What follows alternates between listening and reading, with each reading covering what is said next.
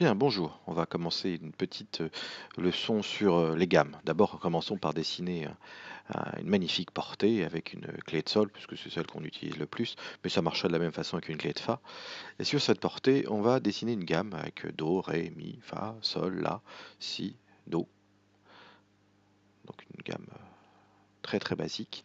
Et on va d'abord parler de la gamme majeure. Alors comment on construit une gamme majeure? Bon, c'est très très simple. Euh, Ce qui va séparer la première de la deuxième note, c'est un ton. De la même façon pour la deuxième note et la troisième, un ton. Seulement un demi-ton entre mi et fa. Et de la même façon, on recommence un ton, un ton, un ton entre fa, sol, la, si. Et il nous reste maintenant entre si et do, un demi-ton. Et voilà, on a construit notre gamme majeure qui se construit sous le format un ton, un ton, un demi-ton, un ton, un ton, un demi-ton. Donc c'est pour toutes les gammes majeures comme ça. On prend la note de départ et on suit cette logique. Alors, ce qu'il faut savoir aussi pour les gammes, c'est qu'elles sont notées avec des degrés. Toutes les notes sont notées par des degrés. La première porte le numéro 1, 2, 3 et ça s'écrit en chiffres romains. Donc 1, 2, 3, 4, 5, 6, 7, 8. Alors 8, c'est aussi la première de la gamme suivante.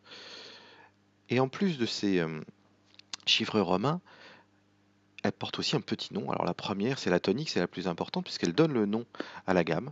Donc ici, la tonique, c'est Do, puisqu'on a un Do majeur. Une autre très importante, comme son nom l'indique, c'est la dominante, qui est le cinquième degré. Et entre les deux, elle est au milieu, c'est la médiante. Et après, assez simple, au-dessus de la tonique, on a la sus-tonique, et en dessous de la dominante, on a la sous-dominante. Si on continue dans les chiffres, on aura la même chose.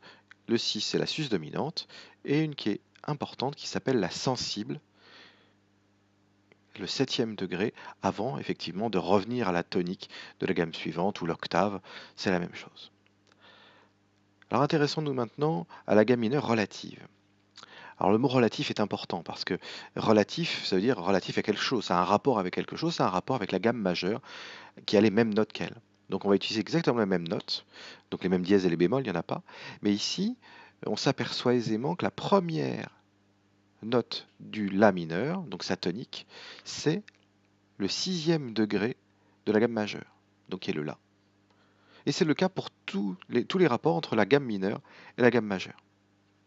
Bien entendu, on aura une dominante qui est ici le Mi, et pour sa construction, on va partir du La,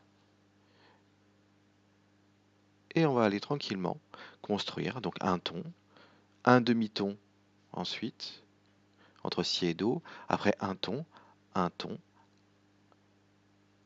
un demi-ton, un ton, un ton. Voilà, c'est très très simple, c'est à apprendre par cœur.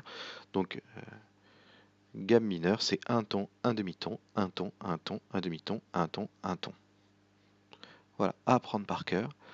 Et pour passer d'une gamme à l'autre, on va le voir dans quelques instants, il faut se souvenir d'une technique qui est très très simple.